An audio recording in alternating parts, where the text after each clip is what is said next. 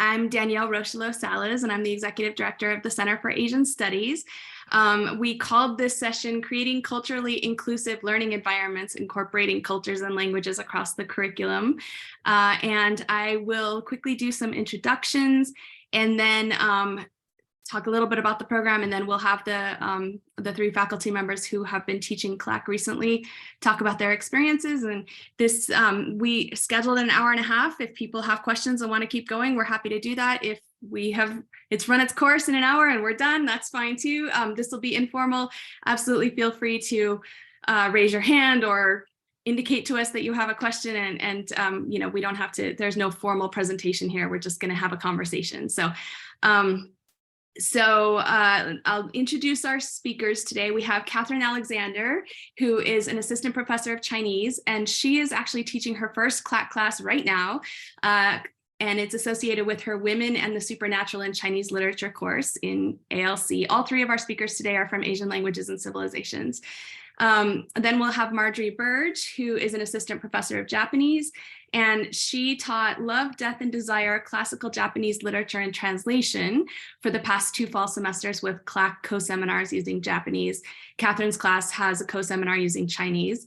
And then Evelyn Scher, assistant professor of Chinese, taught Chinese media and the environment for the first time this fall using Chinese language materials for the CLAC class. We also have Lauren Collins here with us. She is the program director for the Asian Studies major and teaching assistant professor at the Center for Asian Studies, and has been helping me try to better incorporate CLAC into at least sort of publicize CLAC and sort of get CLAC out beyond the walls of the Center for Asian Studies. So thank you for being here, Lauren. Since we don't have a ton of people, why don't we go around and do quick introductions for the audience members as well, just so our speakers know who they're talking to. Adam, do you want to start since you were the first one in my list? I'm a graduate advisor in electrical engineering. Spent all 27 years here doing that. And I've used languages a lot for communications with, we have students from dozens of countries. Well, that's it. Antje? Hi, I'm Antje. I'm also in Asian Languages and Civilizations. I teach in medieval, mostly Chinese literature, but I've also been thinking about a CLAC component of some kind, just to sort of make up for the difficulties of teaching 4th-year Chinese, in particular in our department. Yeah, thanks for offering that. Yeah. Lauren, you're next in my box, even though I introduced you. Do you want to say more? Yeah, nice to see everybody. So I teach in the Center for Asian Studies, and I also do all of our course setup and enrollment. So for those who are teaching CLAC, or if you're interested, you'd end up working with me. So thanks for being here.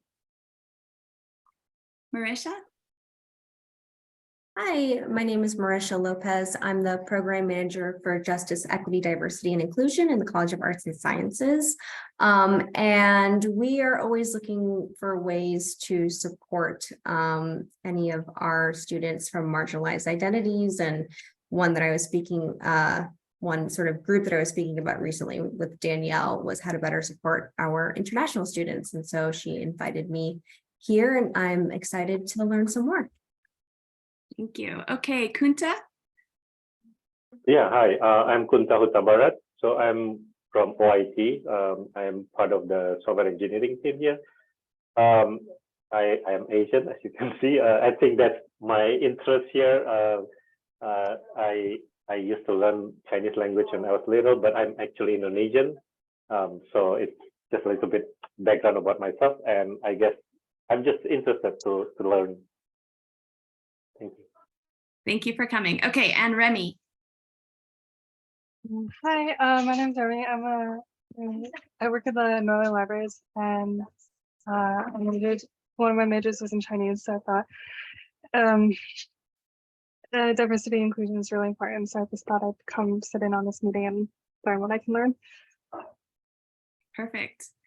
Okay, well, hopefully everybody will leave here with a little more information than they came with. And, you know, I think that CLAC is something that can be approached from a lot of different directions. And so the fact that not everybody here is a classroom instructor, I'm not a classroom instructor, we can all play a role. We can all play a role in JEDI and DEI and all of that. And so I think it's a great conversation for us to be having, and we'll see where we go. So I want to just mention that we are recording because there were a couple of people who weren't able to attend today who are interested. So don't say anything that you don't want recorded forever.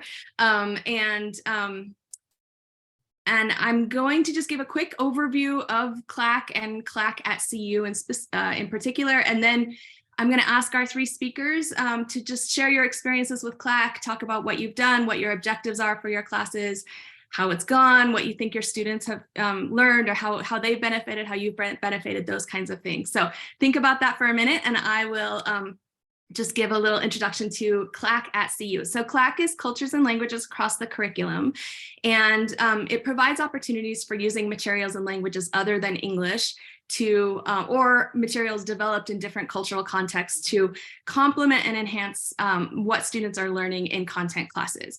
It is not intended to take the place of language classes, but it also doesn't happen in language classes. It really is taking language outside of the language classroom and applying it in other settings.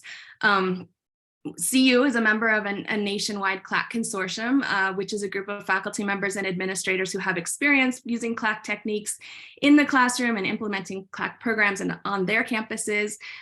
So that's something that people who are interested in CLAC, we can sort of point you in the right direction and get you a lot more resources and people to talk to if you're, interested in delving into this further.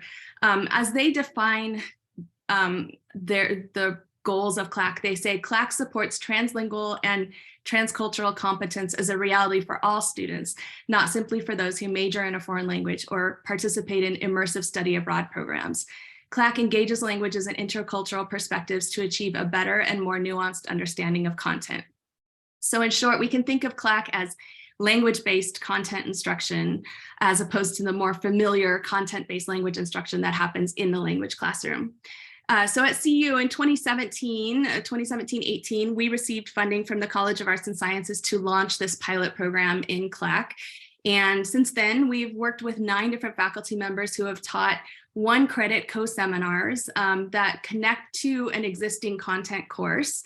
The faculty members themselves determine what language proficiency they want to require for students who want to take their CLAC class, what kind of materials they want to use, how the students in the co-seminar, what they learn in the co-seminar will kind of reflect back on the content in the parent course. And typically, I think they have been usually meeting bi-weekly for 2 hours so that there's a little bit more time for discussion and to really sort of delve into things. It's a 1-credit class, so if it's every other week, it can be 2 hours and still sort of fit within that. And we at CAS created that. I was a Japanese major. I got my master's in Japanese from ALC, so I'm another ALC representative here today. As a second language learner, I felt like when I was in school, I was reading materials that my language instructor said, you can do this. Here's the vocabulary list. Here's the grammar we're doing. Do it, and then once I graduated, that was the first time that I had to figure out, like, how do I tackle a text that wasn't written for me, that wasn't leveled for me? What are the techniques I need to apply? What are the skills I need? How do you do that, especially when it's a difficult language, right? That, even with a master's degree in Japanese, the sky is the limit for the things I don't know in Japanese, right? And so what I was interested in when I first heard about CLAC was providing opportunities for students right from the get-go, right when they're still learning the languages, to figure out how to engage with the language, how to take a little bit more ownership of their learning. And of course, I'm a dinosaur, and so students today are living in a context where they're engaging with languages, on social media, or watching K-pop or whatever it is, and coming in contact with these languages outside of the language classroom. And so it's even more important that we sort of build the scaffolding, give them the skills to figure out sort of what to do with that, and hopefully encourage them to use their language abilities outside of the language classroom and start to think about, I'm in a history class about Japan. Could I use Japanese language materials to, to enhance what I'm doing in this class, or that kind of thing? So like, that's kind of what we're interested in here. And so as a interdisciplinary service unit at the center, we felt like creating this kind of infrastructure of the 1-credit co-seminars was a good way for us to go. It's a service that we could provide that would kind of get CLAC recognized in the curriculum. It's in the catalog, it's showing on students' transcripts. And I'm not a classroom instructor. I can't just get a bunch of CLAC ideas and go into the classroom and do them. So it's like a way that I could sort of help to expand the CLAC community on our campus and sort of get other people involved and thinking about how could CLAC help meet their goals and their interests. So we did create this 1-credit co-seminar, but also CLAC can be done in a regular class, right? It could be an optional reading assignment in a target language, or it could be, encouraging students who have other language abilities to bring in those resources themselves, or even, depending on the language ability of the professor, to have students, submit a couple of assignments in the target language, or there are lots of things that can be done. It doesn't have to be a full 1-credit extra class, but that's where we started because we thought that would be give it the most kind of longevity and sustainability by making it part of the formal curriculum. Let's see. Of course, CAS focuses on Asia, and so we do have course development grants for creating these CLAC classes, and those are limited to Asian languages, but we also are very interested in kind of, like I said, expanding the community of people who are thinking about CLAC and using these kinds of techniques in their classes. And so, we're happy to sort of take this outside of the bounds of Asia within our campus. And so if there are people who have ideas, or, if there are people that we should be meeting with or talking to, certainly feel free to make suggestions to us, because right now we're the ones that have the funding. And so it's all Asia related classes, but we're happy to sort of be members of a broader community who are using these kinds of tools. And we see CLAC as a real opportunity for really intentional inclusive pedagogy practices. So many departments are looking at that right now, and the quality teaching initiative, and all whatever, DEI, JEDI, all of the things that are kind of being talked about on campus tend to have more of this sort of extracurricular kind of feel, right? Or it's student affinity groups, or it's things that are happening outside of our curriculum. And we're starting now to back into, well, how do we make inclusivity and diversity part of the curriculum that students come to campus for? And I think CLAC can be a really excellent opportunity to bring diverse perspectives into the classroom, to not sort of other different cultures and different languages, but to say, like, here's another perspective on a problem that we're all trying to solve, or a concepts that we're covering, and how other people look at these ideas. And so, we really think that the time is right for CLAC to take over. And I just wanted to let you know that I was, a contributor. Let's see. This is not good. Okay, hang on. I'm gonna get rid of my lovely castle and instead show you my book. I contributed to this book called Cultures and Languages Across the Curriculum, Harnessing the Transformative Potentials of CLAC Across Disciplines. This is an edited volume that has a lot of different people who have been working on CLAC, who have contributed, to how they do it, what it looks like in their syllabi, how their students respond, that kind of thing. This is in the CU library now as an ebook. And so if people are interested in learning more, you don't have to take my word for it. You can read all kinds of other people's perspectives and experiences with CLAC. And, again, hopefully that can kind of help expand the way that CU might interact with CLAC. Like I said, we do have a call for proposals out. The deadline is February 27th. If people want to create 1-credit co-seminars using an Asian language that go with an existing content class, those are $1,000 and give faculty members the opportunity over the summer to, to kind of think about what kind of learning outcomes they want for the CLAC class, to identify some topics that would coordinate with the topics being presented in the parent class, and a loose syllabus. I have some links that I'll put in the chat, but I think at this point you've heard enough from me, but hopefully you have a sense of what CLAC is. I always say the blessing and the curse of CLAC is that the answer is never no. It's very amorphous, it's very expansive, and it can be really anything depending on the faculty members' goals and the student population that you're serving, and all of these different factors. And so it's a little bit hard to kind of really get a handle on what CLAC is, but I think the best way to start to get a sense of that is to talk to people who have done it and see what their experiences have looked like. And so that's what we'll do now. So I was thinking, Marjorie, since you've now done 2 of these classes, if you wouldn't mind giving us your perspective first, and then we'll go from there. Sure. Well, yeah, I have taught CLAC co-seminars twice now. First time was fall 2021, then fall 2022. I've taught it both times in conjunction with my upper division course on classical Japanese literature and translation. And, you know, I actually, from when I first came to see you, actually, when I first interviewed here is when I heard about CLAC. And I'd always been interested in the idea of, like, you know, offering the option to students to kind of read original texts with me outside of class hours. No one had ever taken me up on that, though. And I think I was looking for a unicorn, basically, because part of the issue is I teach classical Japanese literature and translation. You know, most of our students who are even Japanese majors don't have the modern Japanese yet, never mind classical Japanese. So I was kind of, you know, trying to find a way that I could actually design a co-seminar that would work with the students that I have, who, you know, for the most part are either, they've taken 3 years of the language or less, 3 years of the modern language.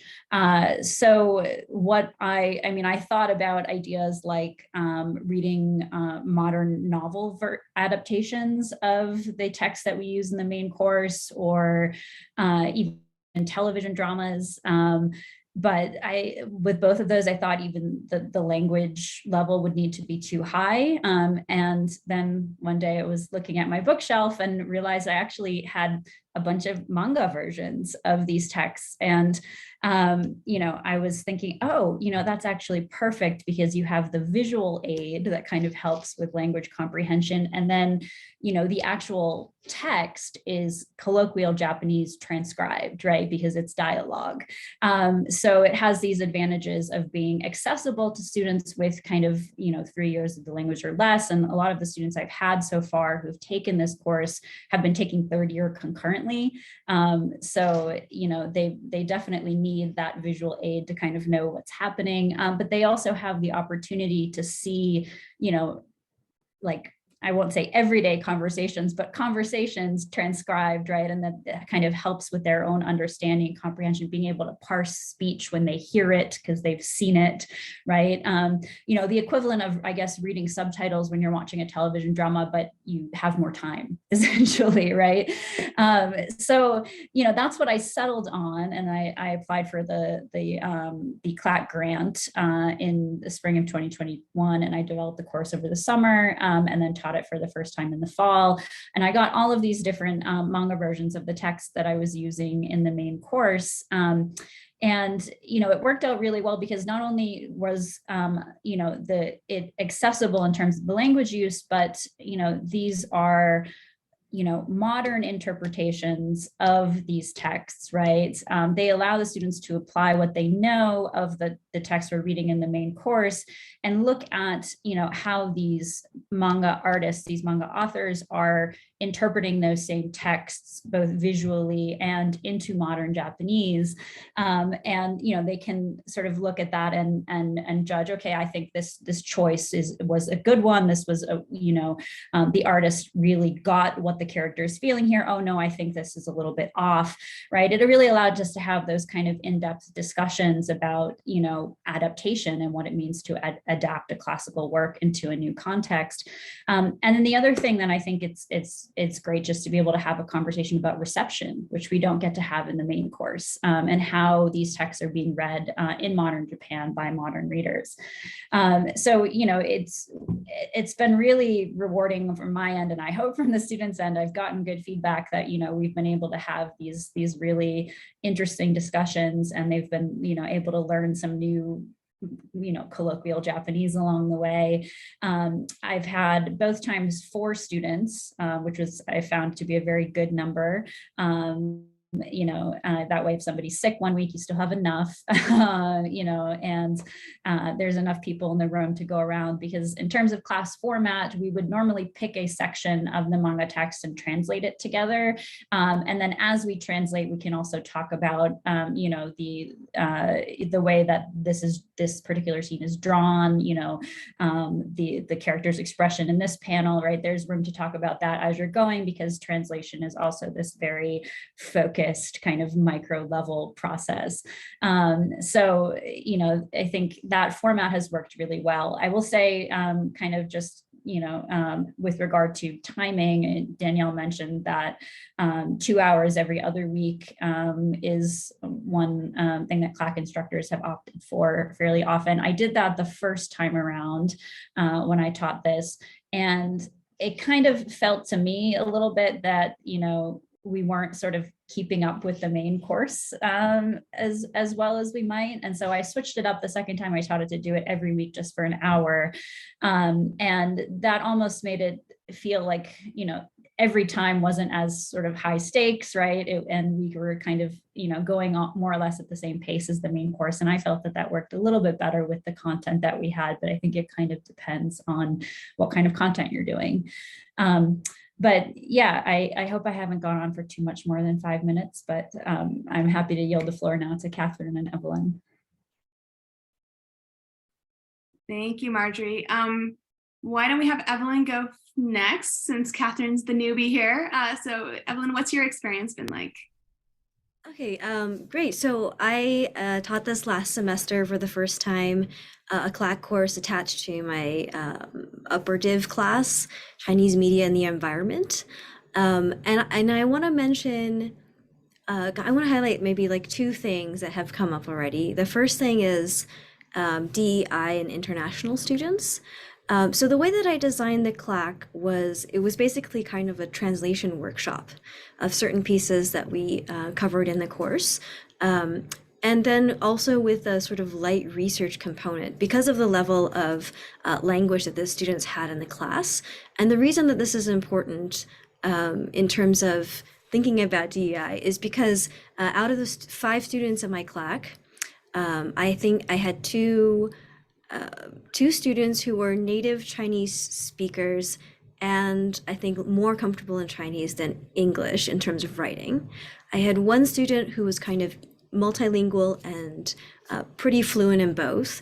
And I had 2 students who were about third to fourth year Chinese level and who had learned the language.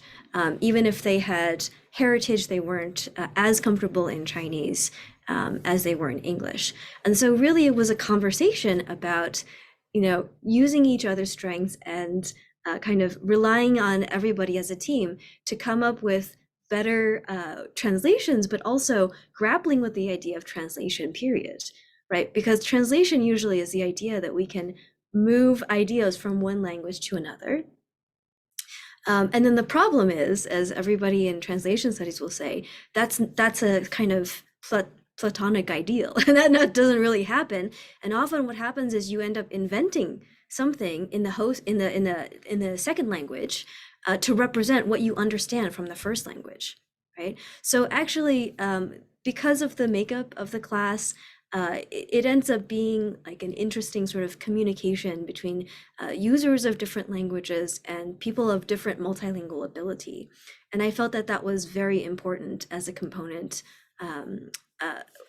I imagine, I hope, that it added to their experience of the class. So most of the texts were the Chinese original versions of stories, fiction, and poetry that we read in the main course. And then for one short unit of this CLAC, I also had them looking for their own articles in Chinese about certain environmental issues that we discussed, right? And so as you can imagine, there is the issue of translating very difficult terms from environmental studies back and forth between Chinese and English, and thinking about, you know, what form they take in Chinese if we're more familiar with it in English, and vice versa. And also because we had texts that were science fiction or poetry, to think about, you know, how do we, you know, very artfully translate some of these cultural aspects into the target language, which in this case was English. So that's kind of like the DEI and also kind of communication part of it. I will add that since I started at CU, what I realized is that the students like who come to the Chinese content culture courses, it's a mixed population, right? So we do get the international students who are looking for some courses in the humanities where they can find some shred of familiarity and something that they're interested in developing that they didn't have a chance to in high school, even though they may have heard of some of the things before. And then you have a lot of language learners who are very excited to learn a lot of these things for the first time, who have varying degrees of familiarity with some of the topics.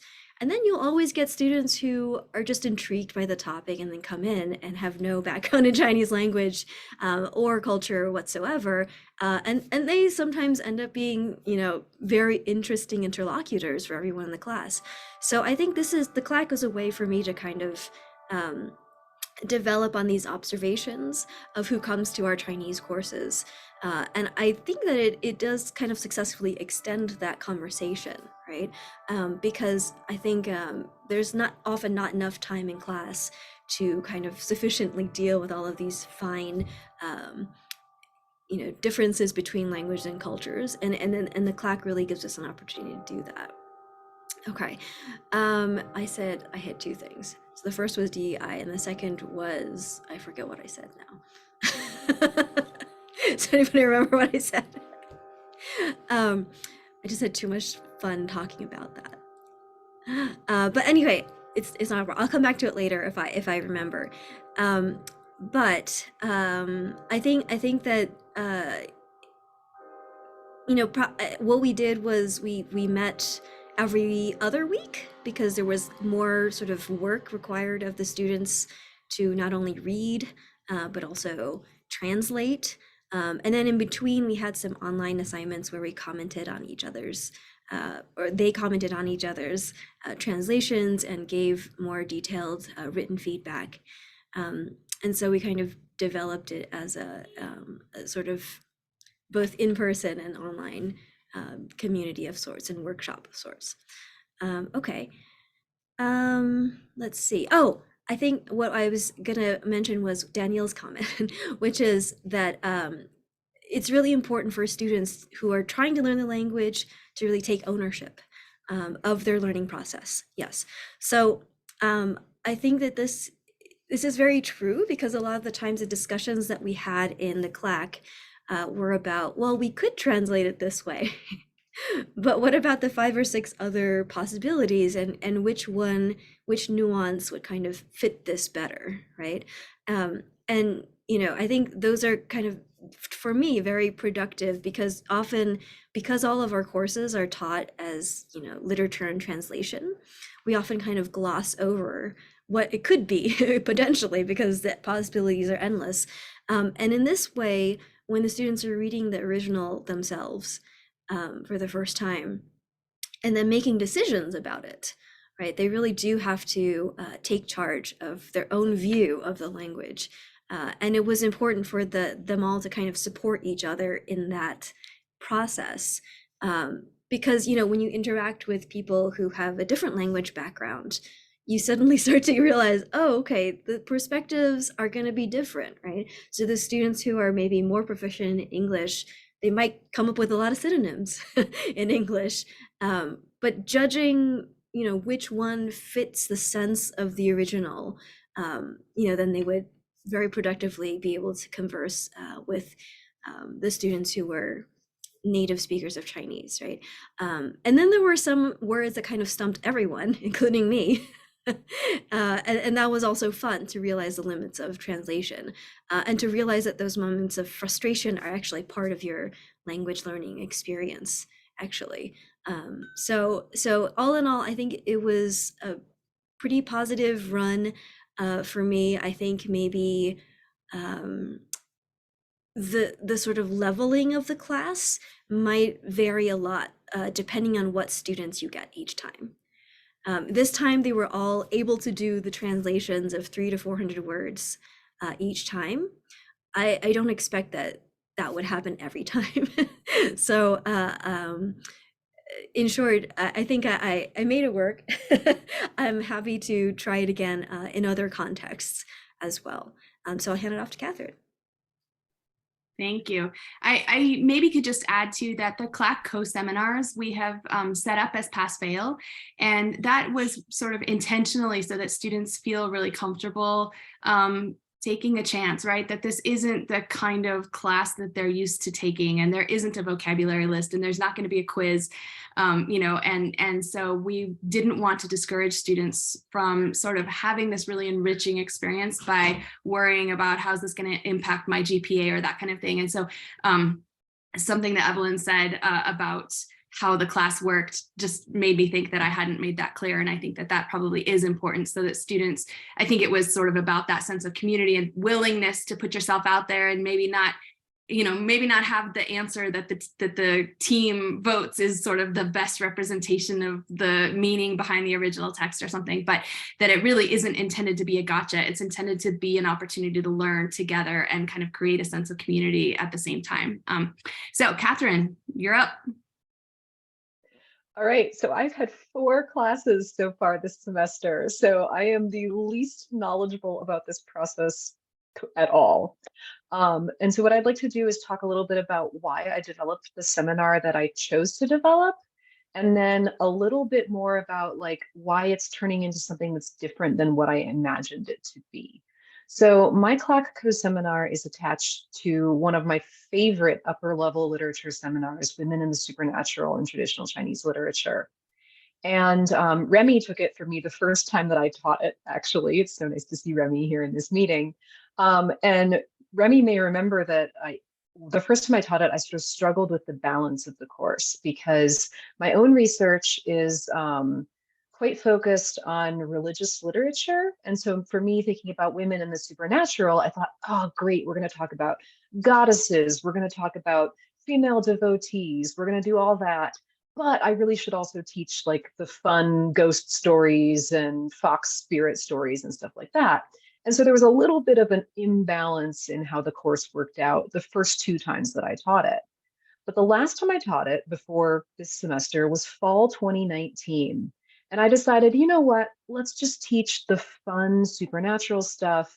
We'll leave the religion stuff for a different course I might imagine someday. And then I saw this CLAC option and I thought, there is this wonderful Taiwanese TV series about a girl who is a spiritual medium at a temple. And it's a TV drama. It's like a high school drama. There's like all sorts of high school nonsense and romance, but there's also this like deep spiritual component about that other side of religious life and like relationships with the supernatural all through the eyes of this teenage girl. And I thought, great, I will make the CLAC component tie into this TV series. There's 2 seasons, it's 14 episodes. We have a 15-week semester. Like everything about this just maps perfectly onto it. And to get back to Evelyn's point about DEI, pre-pandemic, especially the last time I taught Women in the Supernatural in fall 2019, about 60 to 75% of my class was international students from China. And then, 40 to 20 to 25% of students would be, American students, either American students who were Chinese majors or just American students who thought that the topic looked fun. And so I thought, well, this is great. If I give the students from China a setting that they can come and watch a TV show with me, speak in Mandarin, it'll help them feel more confident back in the classroom. and it'll give them this kind of extra space. And so I really imagined it as the kind of course that those students would jump into for the chance to work in, their native language.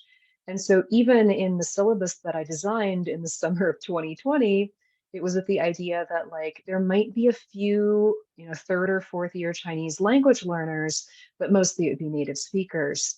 And obviously now that, demographics at our school have changed, I found that it's a very different class than the one that I imagined just, 4 weeks in, because I have 5 students, one of whom is a native speaker, 2 of whom are only in their 2nd year of Chinese language study. And I allowed the first one in because we really needed to make an exception so the student could get some credits. And I'm really glad I did. I'm extremely happy I let the 2nd year students in because they're proving to be just delightful.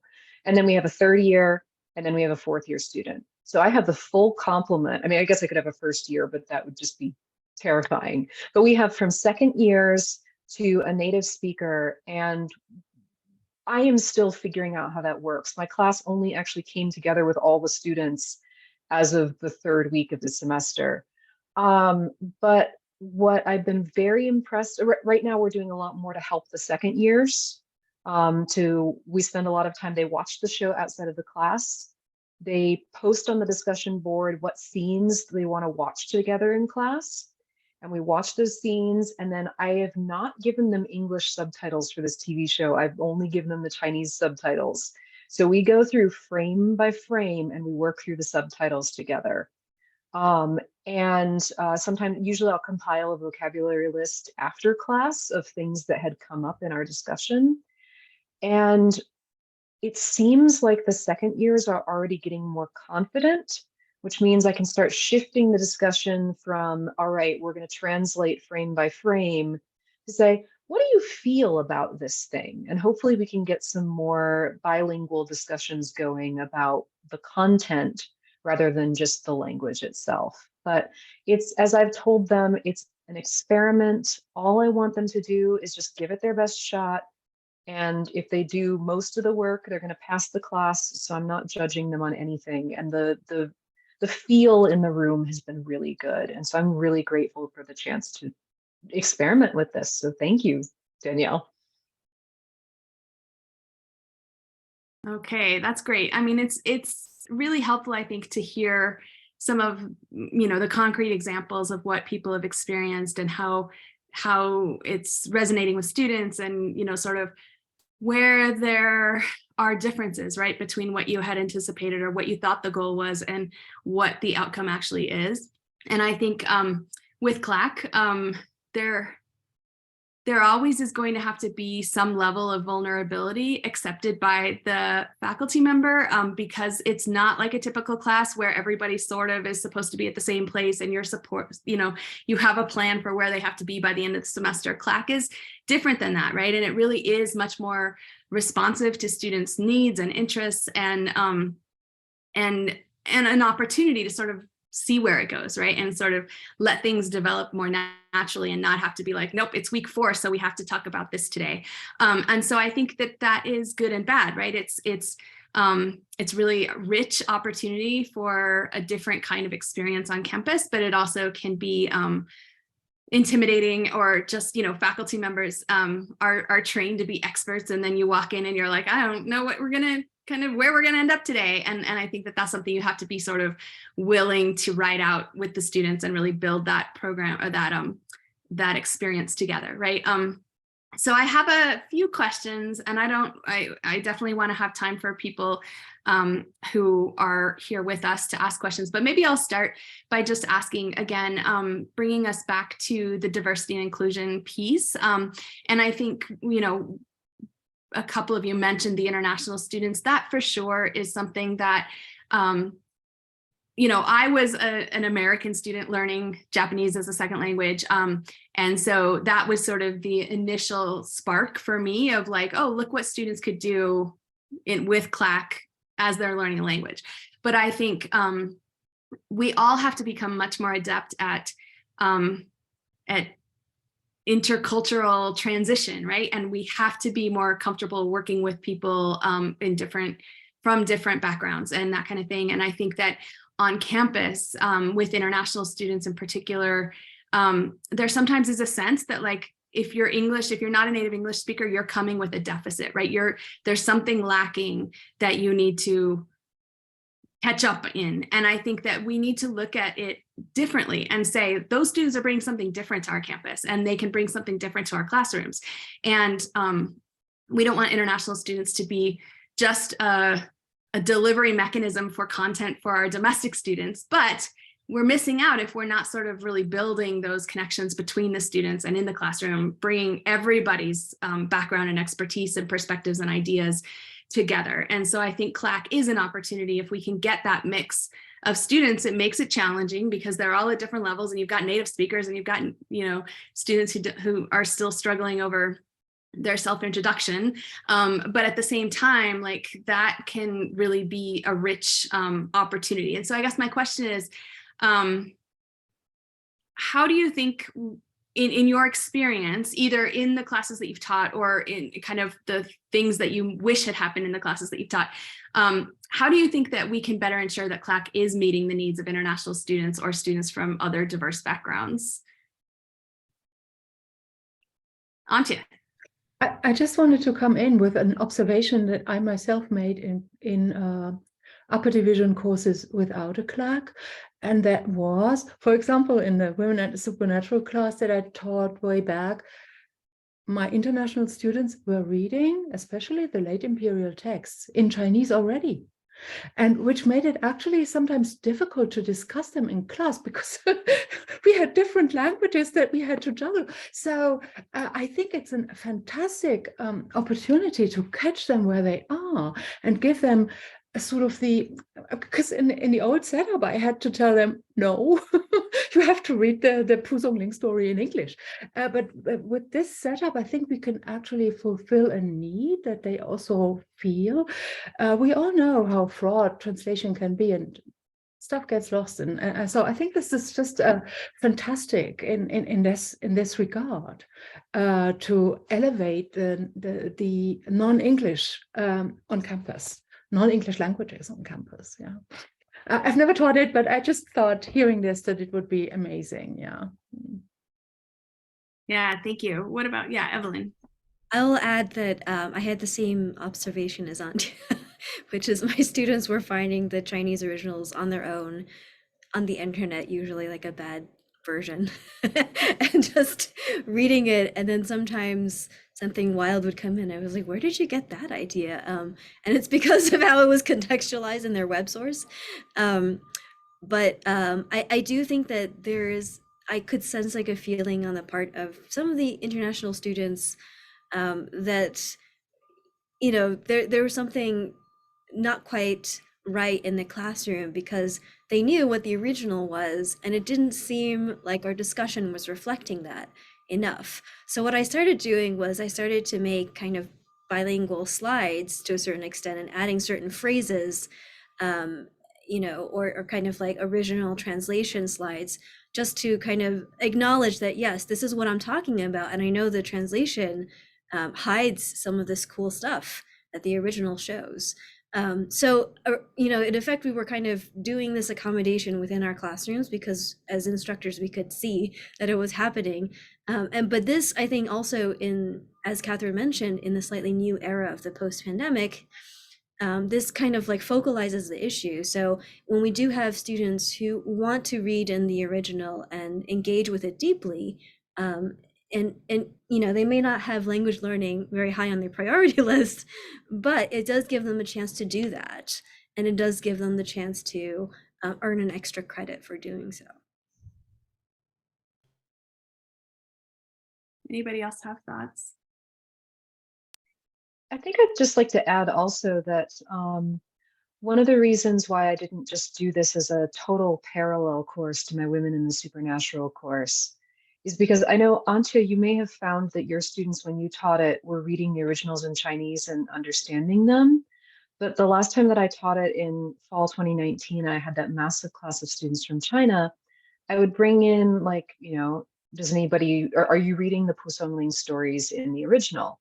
And what it turns out was that the students from China were reading them in vernacular translations from the classical because they couldn't read the classical. So they would read these like almost like Wikipedia style translations of the classical, and then they would bring in just totally mistranslated things because the Chinese was translated into modern Chinese incorrectly.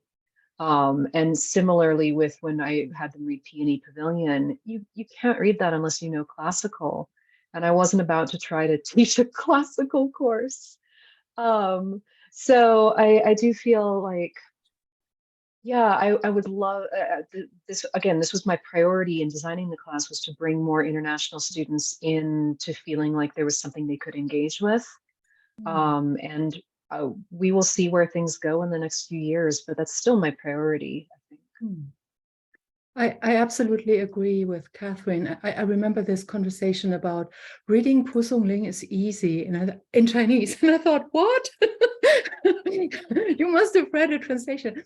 But I think it's also situations like this are also an excellent opportunity to kind of talk about what we are doing and how rich the literary heritage is. And I mean, we have this in all languages, English or German for that matter. Children's stories don't resemble very often their originals and so on. So I think this can be an opportunity too, yeah. But having like a legitimate CLAC component, I think would be also a great way to show in class that, hey, there's languages to learn out there. I also tried the bilingual slides, but at least I remember one student telling me that they found this deeply irritating. And I had always to say, I don't expect you to work with that, but it can intimidate. So again, there's another thing that this is a fantastic opportunity to work on this with the CLAC scenario. Yeah, I do think the fact that CLAC classes are made up of self-selected students who really are interested in going deeper and trying something different and not sort of being locked into the traditional, class structure. It seems all of the instructors who have talked over the years about their experiences with CLAC, it seems like that's a real key component, right? It's a small class. We typically cap them at 9 or 10, but we've never had to worry about that cap. Frequently, it's more like 2 or 3 or 4.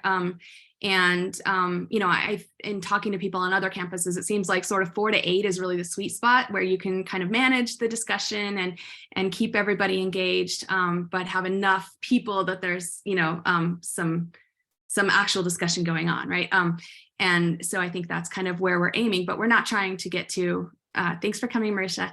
We're not trying to get to a point where this is a giant, takes the place of classes. It has to be done in a more, a smaller, more responsive kind of environment. And I think what you're saying about the Chinese students or any student reading materials in their native language, or I mean, it's like Cliff Notes, right? I mean, like, or reading Shakespeare in a modern day translation. Like, I get the story, and it's like, yeah, but that's not the point. The content of the story is not the reason you read literature, right?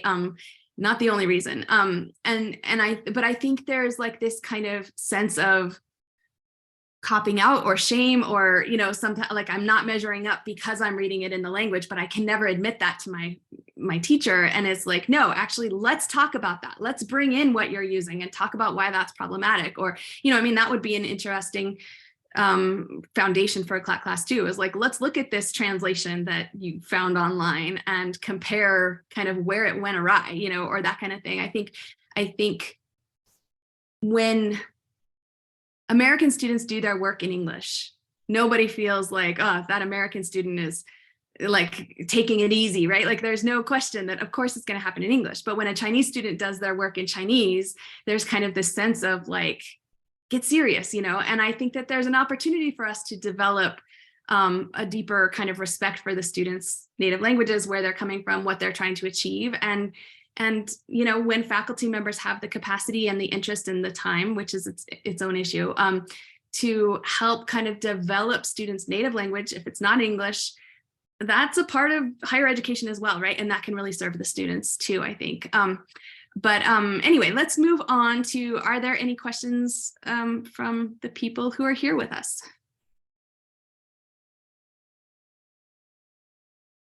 I have a question, which is about how students who are not majors or minors learn about the class generally. So the classes, I mean, I know you'd said that students who are enrolling in your general courses, they're coming from all over looking for that humanities credit, but I was just curious in general how folks are hearing about your courses. Yeah, and I had a question too about when you're recruiting. Are you recruiting for the CLAC class from the parent class, or are you also sort of using the CLAC class to recruit for the parent class at the same time? I'll answer a little bit. So I kind of have done a little bit of both, which is the main thing is, you know, once the parent class is formed, you can email the roster and say, is anybody interested in this? I can see however many of you are Chinese majors or minors. So would you like another credit? But I also made an effort to go to the upper level Chinese language courses to kind of recruit students and say, okay, if you want more language opportunities, here it is. But then the rest of that is, you know, how do other students find our courses? And that is very mysterious to us all. Yeah, I'm not really sure how students end up in the parent course, but I've primarily recruited for the CLAC class from the parent course both times. And you know, actually this past semester, I had a student who ended up dropping the parent course, but staying in the CLAC course.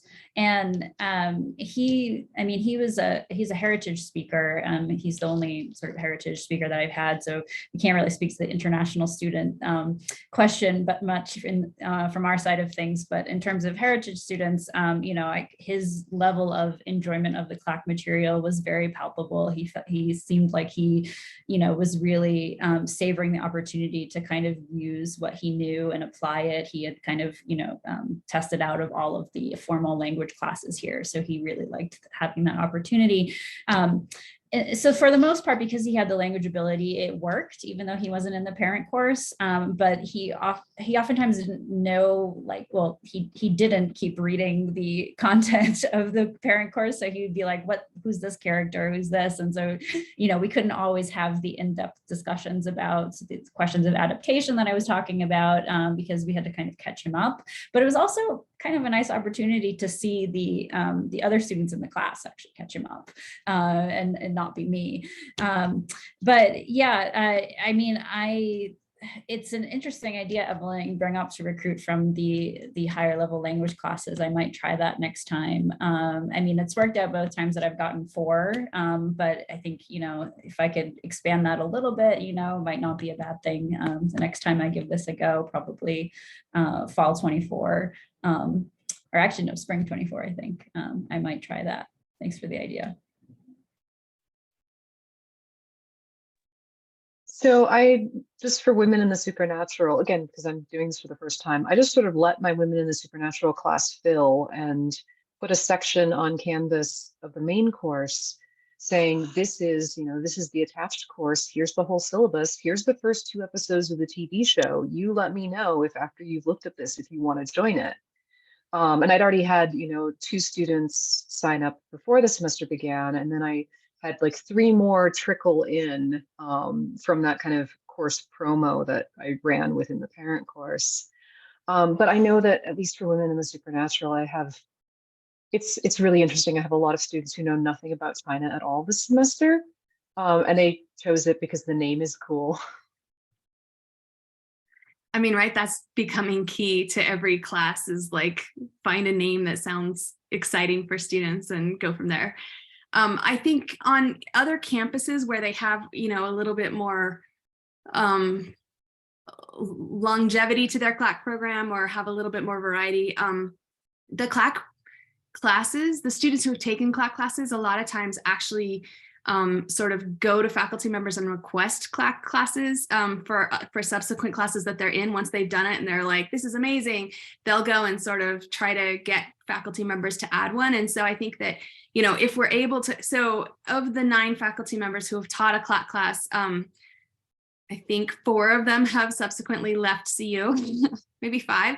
And so it's been hard for us to build momentum in this program with, you know, these kind of one-off things, and then Rahul gets stolen away to Berkeley and, you know, whatever. So so I think that as you all have to stay here forever. And as we build this community more kind of comprehensively, and we have more people who have done this and have experience, I do think that there's potential that, and obviously we launched it in 2017, and then there was a pandemic, and, you know, now we're on the other side of that. And so there are really no lessons to be drawn from, you know, the last 5 years. But as we sort of maybe stabilize this a little bit and get a little bit more interest, I think that that might start to happen, that students will come back and say, hey, I've done this and I want to do it again.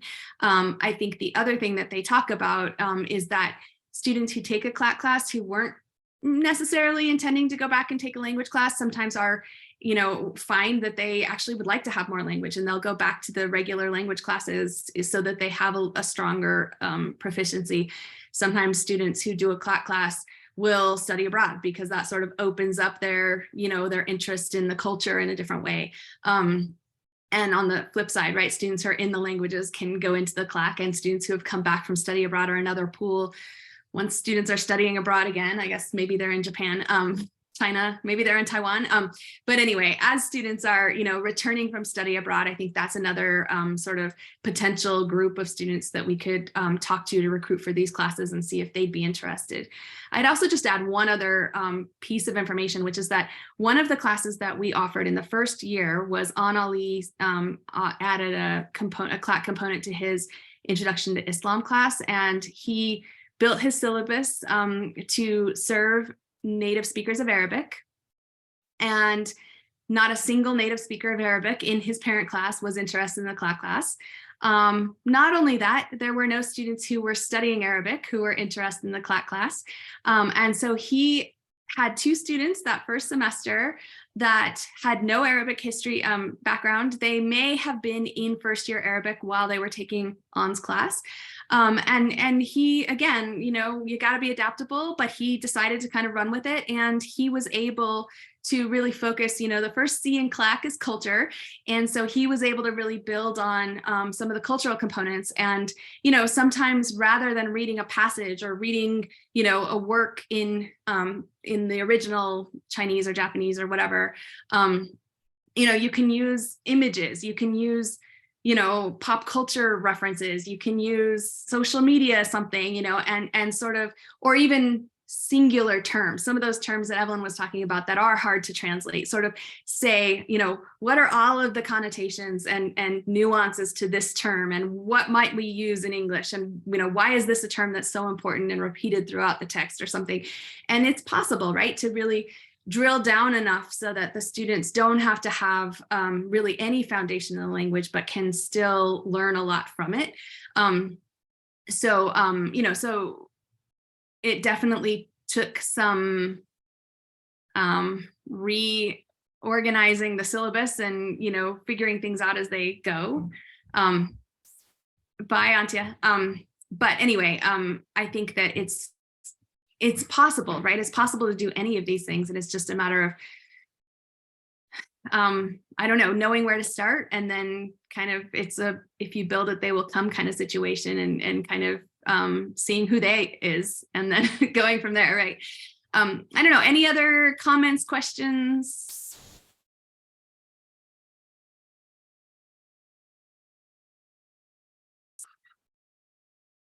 I'm curious. Oh yeah, go ahead, Adam.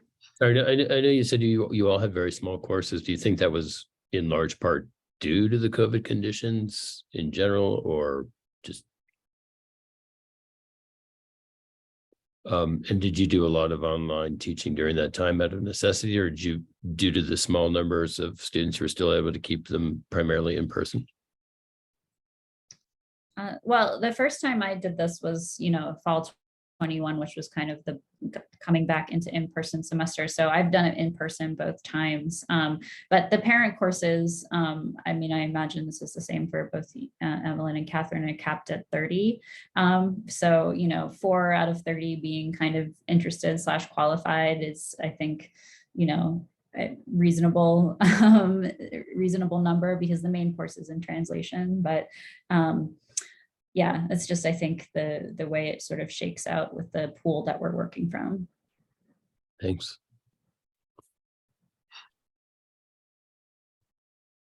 Yeah, I think too, right? It's like each faculty member, if they're teaching it for the first time, you know, they don't quite know what it's going to be and how to recruit. And we're always, you know, so right, our course development grant deadline is the 27th of February, in hopes that we can make the awards and get the classes into the catalog or into the schedule. You know, if somebody wants to teach in fall, registration starts in March. So like the sooner all of this happens, but there's always that lag, right, in the catalog and in the course schedule, you know, between a good idea and the implementation of the idea. And the publicity for these classes is really key, because students aren't looking for them. They don't know what it's about.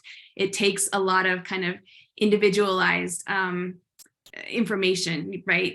Sharing about like, here's what this is intended to be and why you might be a good candidate.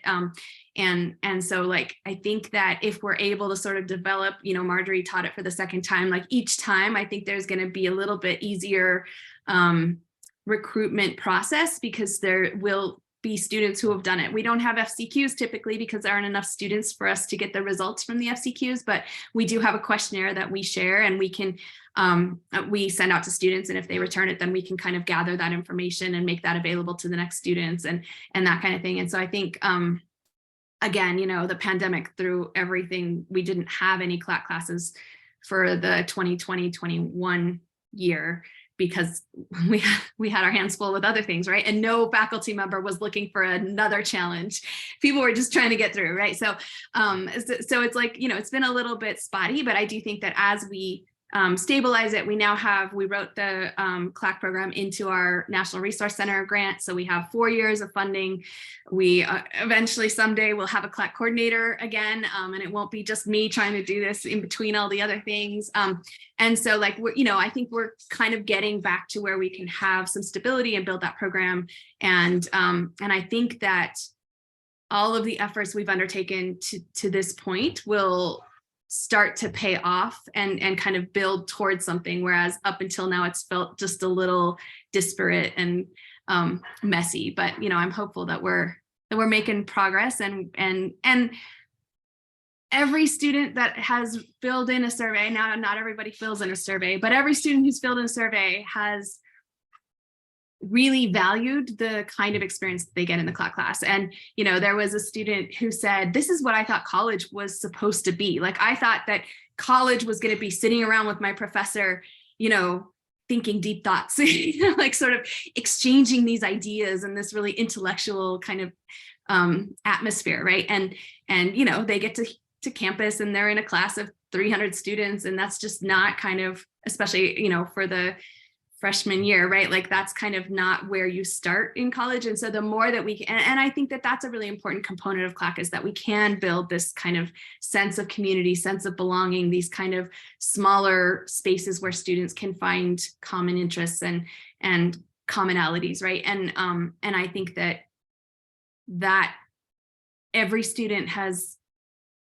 I think, really found a lot of value in participating in CLAC. And I think every faculty member has, you know, that it's a different kind of experience as a teacher. It's a different kind of, you know, Rahul, who was in Asian languages and civilizations before he left CU, you know, he said, after I teach a CLAC class, I'm energized, like I'm excited. And he said, you know, usually teaching kind of takes it out of you, right? And you're exhausted after you get out of class, but these classes are like exciting and invigorating because it's a different kind of setting. And so I think that everybody who's done it has felt, you know, there are challenges. It's not, there's no autopilot for CLAC, like you gotta be in it all the time.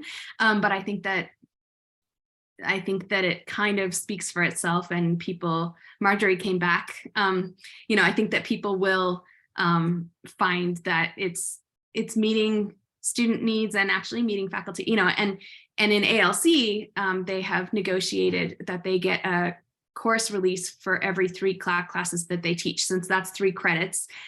So they get 1 class back. And so Rahul was talking about sort of being strategic about that, so that then you can kind of be building that course release for a time when you need to focus more on research, or you're editing your book, or, you know, something is happening that that it can kind of also really reinforce the rest of what a faculty member is, a junior faculty member in particular, is supposed to be doing, right? And he kept saying, you know, they tell you not to take on anything extra, like just get it done, don't aim too high, you know. And he was like, this is an opportunity for me to kind of be replenished, to be, and also so many of our faculty members are using Asian languages in their research, but that's like 100% divorced from what they're doing in the classroom, right? That the sources that they're using in their research don't translate over to what they're teaching in class, particularly in undergraduate classes, right? And so if there's a way for faculty members to kind of tie the two together, like Catherine was saying, you know, some of what she does is reflected in the class that she's teaching, and the CLAC class allows you to go a little bit more deeply, or to get students kind of, you know, that you can treat it like a seminar, that you're kind of bouncing ideas off of each other, like that can actually benefit the research component of a tenure track position too. And so I think there's a lot, it's a time commitment for sure, and it's not easy and it's not straightforward, but I think it can be really, it can pay off in different ways, right? And hopefully not burn people out, but instead sort of build them up so that they feel like they're doing the thing that they thought they were going to do when they became college professors, right? Well, if nobody has any more questions or comments, one other question let me ask you, when we first started to launch this program, when I wanted to launch this program, immediately the answer was Asian languages are too hard, students can't do it, like, you know, this is in Spanish. They don't come to see you necessarily with the languages, you know, when we're talking about language learners, not native speakers. Asian languages aren't the place to do this program. And I have found in my experience that isn't actually as big a concern as initially people thought it would be. Is that your experience? Like Catherine, you talked about the students who are sort of really at the beginning level of the language and that they're learning from it. I mean, I don't know, do you guys feel like this is sustainable for Asian languages that take longer to learn?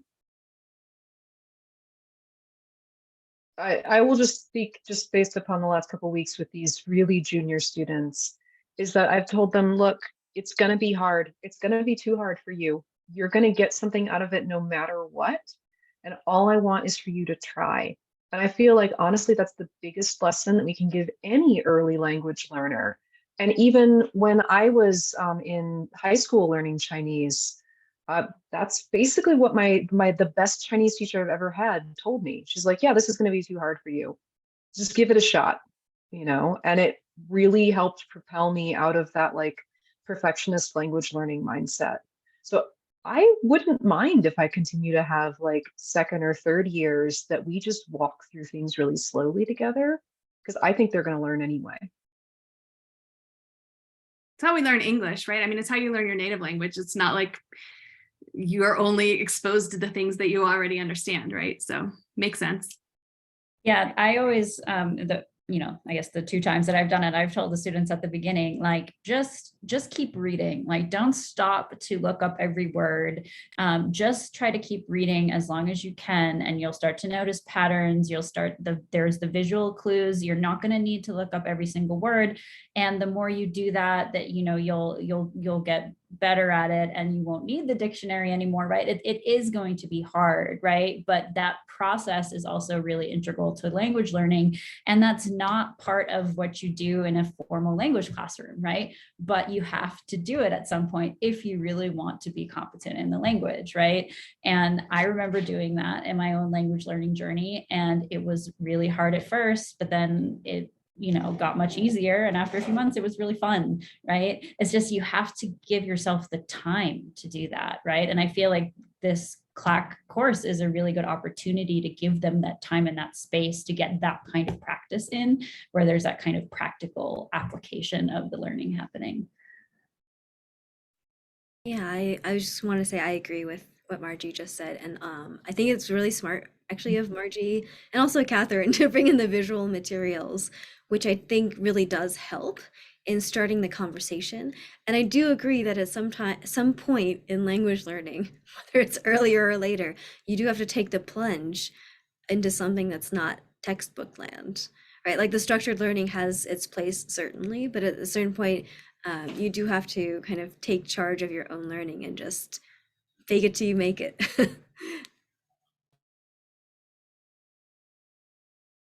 Adam? I had a related question about that. I was just curious. It sounds like there's very high enthusiasm from instructors and students, and to the point that you were describing that some of the students are asking some of their other instructors if they could form a CLAC component to their parent course, so to speak. And I was curious about how many of these students are staying on for duration. I mean, as a related part of what you were talking about. In a meeting right now, excuse me. Thank you. Oh, thanks. Oh, okay. I'm sorry about that. So I was kind of curious about, do you look for, say, the same students to stay on for a couple of years, ideally, and be some strong points of peer teaching for those coming up? I know it's relatively young in its inception and all that. And just that point of, say, a student who's second or third year student, maybe they're only going to get a year in the program, maybe 2 years. I don't know what the duration would be. And part of my ignorance is I'm fascinated by all this. Is curious how long this has been around, say, at other campuses where it was created, and what their best practices are for growing the strength of a program, and how they deal with, say, the ability of keeping that some of the same students in the program for a period of time to again, maybe be informal peer teachers and share that enthusiasm with their peers and pull in more and more people over time. Right. So we all need to read the book and see what they're doing on other campuses. But I think that, this started in the 80s, right? When there were different across the curriculum movements happening, I think reading across the curriculum and so there are campuses that have been doing this for a long time. And there are some schools that don't give credit at all, that it's just kind of get together study groups. Some of them are really led by students and not by faculty members. They're not always associated with a particular course. Like there's all kinds of different, again, the gift and the curse, right? Like it could be anything. So there are a lot of different models out there. And so I think kind of depending on the model, depending on the size, there's liberal arts colleges doing this, there are Research One institutions doing this, like they're all different, right? And the kind of people they have on campus and the kind of resources they have are different. But I will say that in our pilot year, we actually started with student language facilitators who were leading the CLAC sessions instead of having the faculty member be at every CLAC session. And so the faculty member kind of came up with the syllabus or the time, the guidelines for what was going to happen in each meeting. But then there were student leaders who were having those conversations. We moved away from that after the first year because there were some problems. And I don't know that it was something that was never going to be rectified, but we, at the time, the faculty members wanted to do it because they wanted a little more control. And we were like, great, if you want to do it, we're not going to stand in your way. Some of the issues where we had, for example, a TA from ALC was doing the student language facilitator role for a history class. And when I sat in on that class, they were literally parsing parts of speech. Like, is this a noun or a verb? And this was like at the end of the semester. And I was like, this isn't exactly what CLAC is supposed to be. And so there's like, we have to, if we're going to involve students at that level, we have to do a better job of training them and really making clear what their role is. There was also a student giving a lot of content information that was not in alignment with the faculty members' content, desired content delivery. That was in the Islam class, and she came from Middle Eastern country and just had her own kind of perspectives on things, which is fine, but not if she's supposed to be sort of a representative of his syllabus. And so, so we moved away from that. But there are programs where the students are, it's really much more student driven. I think that we could look to a model like that, right? Like if, especially in departments that don't have the course release that ALC has, like if it would be helpful to have a student assistant of some sort, maybe somebody who'd been through the program the year before and the same faculty member was teaching it again, and that person could come in and sort of knew what was intended in the class, but could kind of be an in-between, not the instructor of record for the CLAC class, but like some kind of additional resource.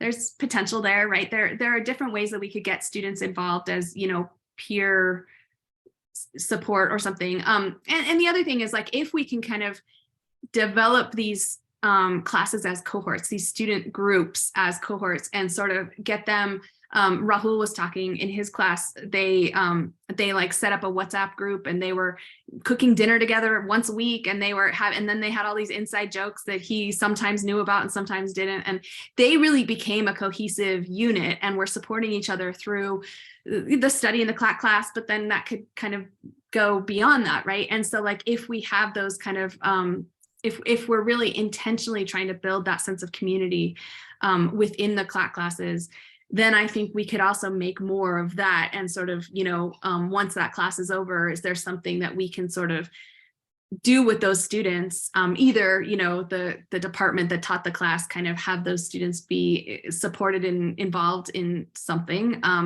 or is there something that the Center for Asian Studies could do to kind of bring them back together as an Asian studies kind of community more broadly? I think that those are certainly opportunities that we can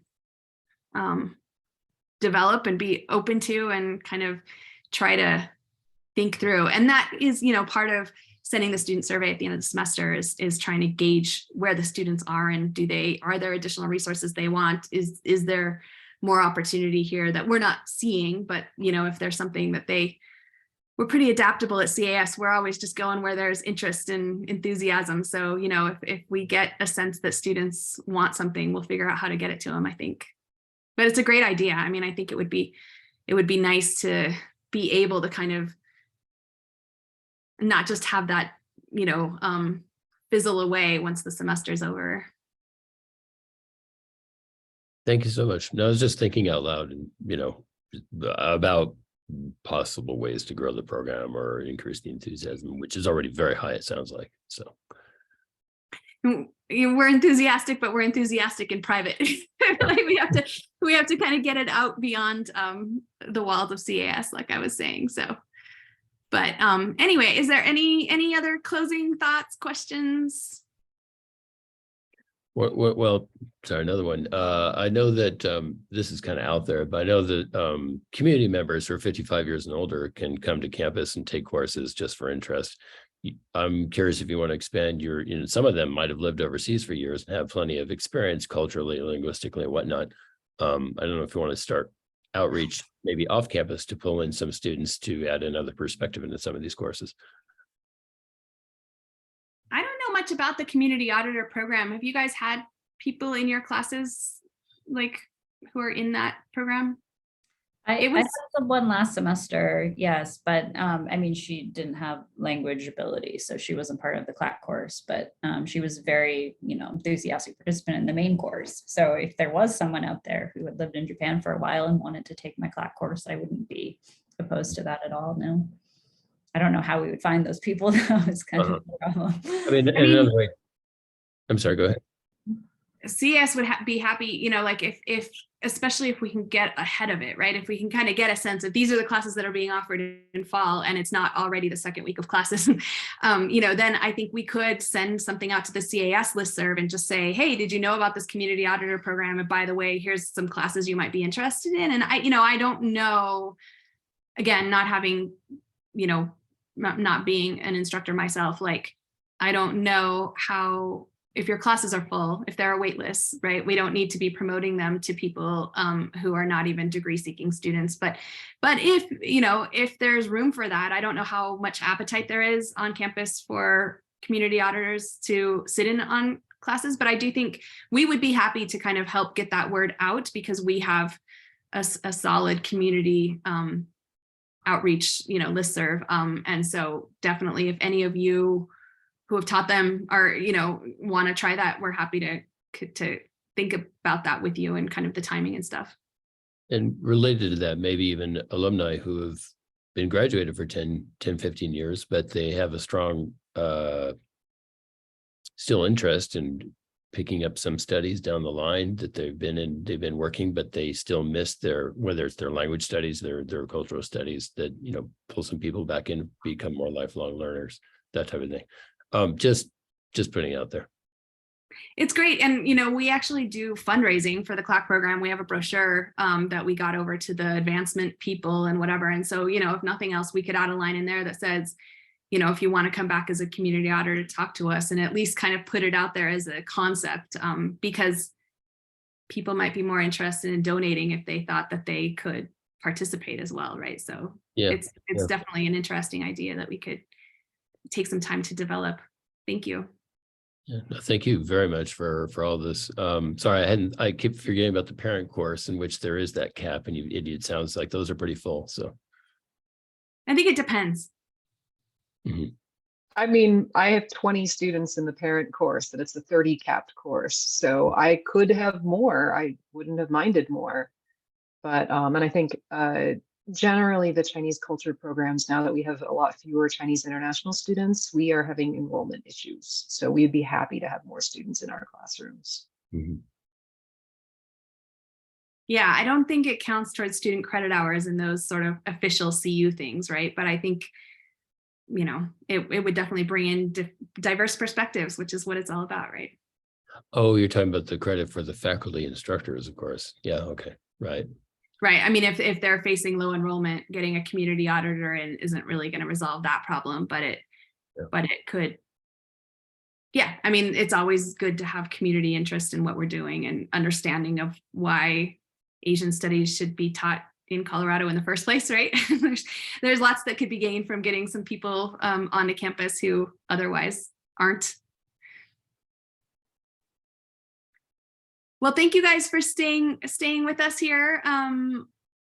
Anytime, if you have questions, if any of you who are teaching it want to teach another class, have questions for me and Lauren about how to structure it, or how we can do a better job of helping to promote things, we're absolutely happy to have those. I am always happy to have a CLAC conversation. So, don't be shy. Tell your colleagues, tell Antje to make sure and submit something. And I do think that it would be good to get back outside of ALC again, right? Like, it's great that ALC is all in, but it'd be nice to have a little bit broader representation of the kinds of classes that students could attach a CLAC to. And so if you are in other, settings with other faculty members who have language skills or who might be interested in this, talk it up a little bit and send them my way. And we're happy to go through the whole thing again and, make sure that they know what we're talking about. So.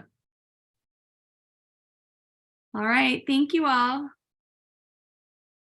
Have a good afternoon. Thank you. You. Thank you.